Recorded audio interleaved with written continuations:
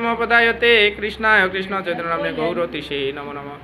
জয় শ্রীকৃষ্ণ চৈতন্য প্রভু নিত্যানন্দ শ্রী অদ্বৈত গদাধর শ্রীবাসাদি গৌর ভক্তবৃন্দ। হরে কৃষ্ণ কৃষ্ণ কৃষ্ণ হরে হরে, হরে রাম রাম রাম হরে হরে। ওং নমো ভগবতে বাসুদেবায়, ওং নমো ভগবতে বাসুদেবায়, ওং নমো ভগবতে বাসুদেবায়। ওং তৎসৎ ওং তৎসৎ ওং তৎসৎ। সবাই বলেন যত যত নিঃসচলতি মন সচল চলমচ্ছিতম। যত যত বিষয়ে যে বিষয়ে বিচলতি অত্যন্ত বিচলিত হয় মন মন চঞ্চলম চঞ্চল অস্থিরম অস্থির যত তত তত সেই বিষয় থেকে নিয়ম নিয়ন্ত্রণ করে এতৎ এই আত্মানি আত্মাতে এব অবশ্যই বশম বসে নজেত আনবে। অনুবাদ সবাই বলেন চঞ্চল অস্থির মন যে বিষয়ে ধাবিত হয় সেই বিষয় থেকে নিবৃত্তি করে তাকে আত্মার বশে আনতে হবে। তাৎপর্য আমি আবারও বলি, চঞ্চল মন যে বিষয়ে ধাবিত হয় সেই বিষয় থেকে নিবৃত্তি করে তাকে আত্মার বশে আনতে হবে। আত্মার বশে আনতে হবে। আচ্ছা, এটা তাৎপর্যটা আমরা পড়ানো না। মন স্বভাব অনুসারে চঞ্চল ও অস্থির।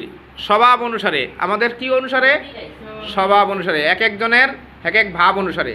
যেমন কেউ রজগুণের, কেউ তমগুণের, কেউ চিন্ময় গুণের, কেউ শতগুণের।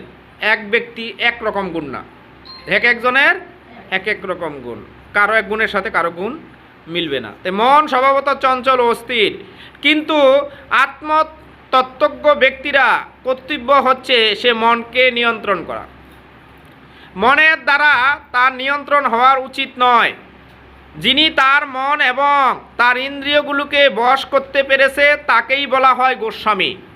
যিনি এই কাম ক্রোধ মোহ লোভ মদ মাৎসর্য মন বুদ্ধি অহংকার এই সমস্ত কিছুকে যিনি বশ করতে পেরেছে, ইন্দ্রিয়কে দমন করতে পেরেছে, তিনি কি তাকেই কি বলা হয়? গোস্বামী অথবা স্বামী বলা হয়। গোস্বামী অথবা স্বামী বলা হয়। আর যে মনের অধীনে অথবা তাকে বলা হয় গোদাস। তাকে কি বলা হয়? গোদাস। গো মানে ইন্দ্রিয়, দাস মানে ইন্দ্রিয়ের দাস। তাকে গোদাস বলা হয়, ইন্দ্রিয়ের দাস অর্থাৎ ইন্দ্রিয়ের দাস। ইন্দ্রিয় প্রীতি বিধানের মানদণ্ড সম্বন্ধে একজন গোস্বামী ভালোভাবেই জানেন। প্রকৃতপক্ষে ইন্দ্রিয় সুখে ইন্দ্রিয়গুলি ঋষিকেশ বা ঋষিকেশের পরম অধীশ্বর বলে শ্রীকৃষ্ণের সেবায় নিয়োজিত থাকে।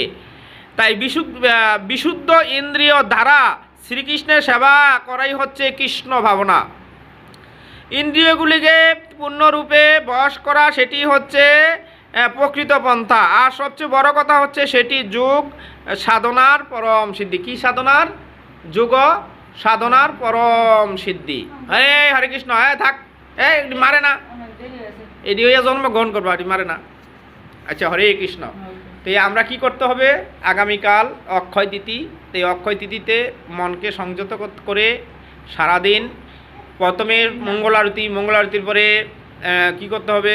আপনার মন্দির পরিক্রমা, 33 বার মন্দির পরিক্রমা করলে ভালো হয়। 33 সংখ্যা সব উন্নত সংখ্যা।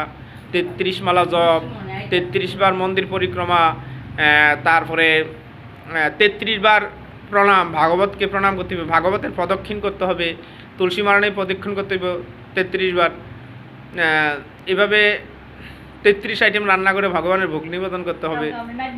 তারপরে এভাবে সারাদিন গঙ্গায় স্নান, এভাবে এটা পুরুষোত্তম মাসও এইভাবে আমরা করতাম। তো এই 33 সংখ্যা একটা ভালো সংখ্যা। এই সংখ্যায় যদি আমরা জপ করি, ভগবানের আরাধনা করি, তাহলে আমাদের আসলে 33 ফার্স্ট নাম্বার, আমরা ফার্স্ট নাম্বারটা যদি উড়াইতে পারি এই অক্ষয় তিথিতে, তাহলে সবচেয়ে এটা উন্নত দিন এই দিনে 33 সংখ্যা।